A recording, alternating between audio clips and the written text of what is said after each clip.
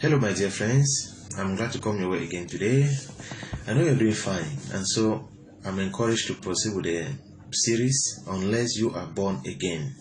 In the previous episodes, I was trying to help us see how God sees us. God sees humanity globally. God is global in his approach. If you doubt me, look at his creation. Everything he does, he has everybody in mind, right? Everything God does, he has everybody in mind. The sun, the water, the rain, the night, the day, everything that he does, he's not doing it for just a unique group of people. No, he has everybody included in his plan.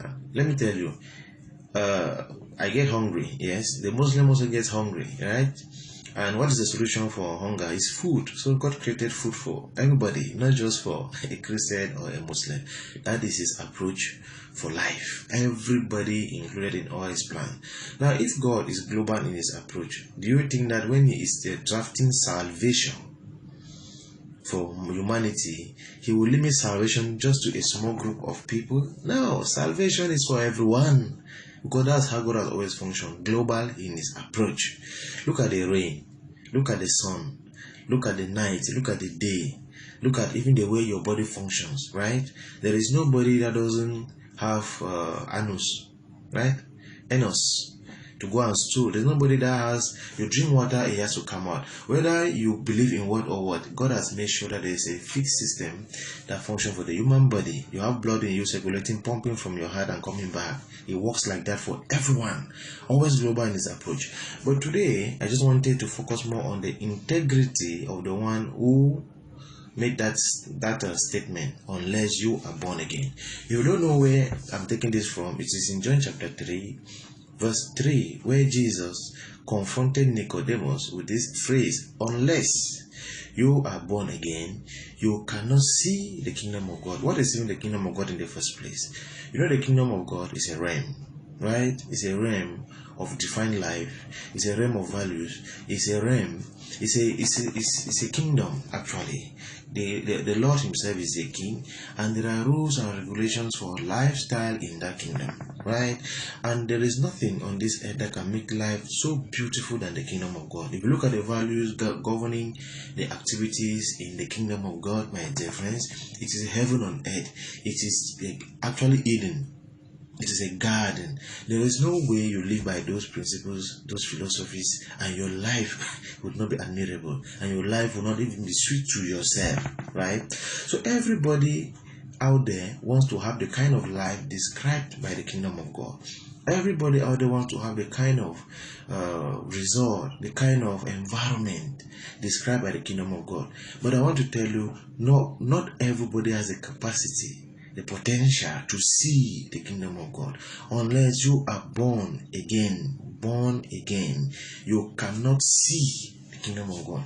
Jesus was not saying you may not see. No, it's a finality, it's a conclusion. Forget about it. There's no shortcut about it. If you are not born again, you cannot see. Yes, I'm going to explain what it means to be born again in the next episode, but just know first and foremost that you cannot. And who is it that is saying it? If you look at Jesus, the integrity of that man, the value system of that man, you discover that he doesn't joke when he makes statements like that. Jesus, there's nobody on this earth that can say Jesus was a wicked man. Even the devil knows that Jesus is a good man. The values by which he lived, love your neighbor as yourself.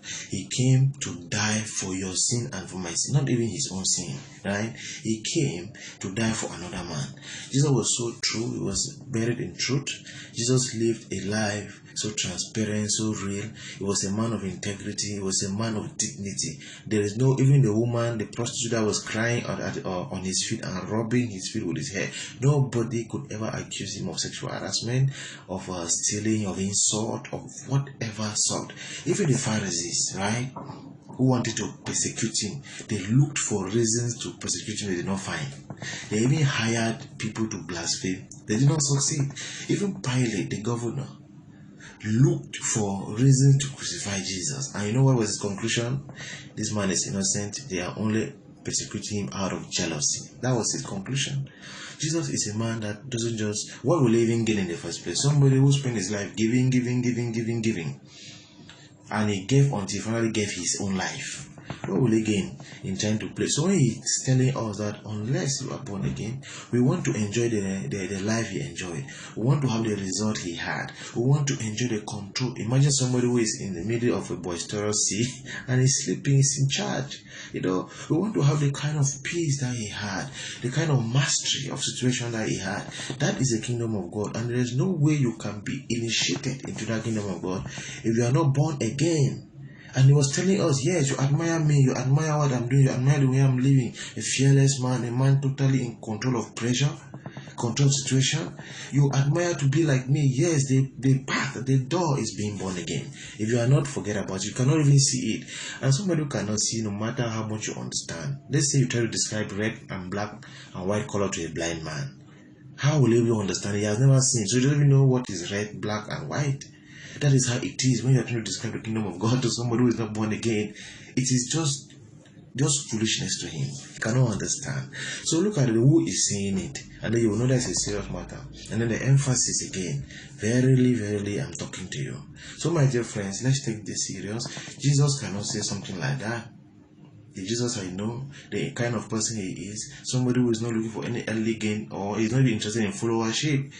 He cannot say something like that if it's a joke. So my dear friends, let's step up our game and just prepare your heart. If you are not born again, just forget about seeing the kingdom of God in the first place, and then forget about ever benefiting from the fruits or of the realities of the kingdom of God. Okay, my dear friends, I wish you all the best. Bye-bye.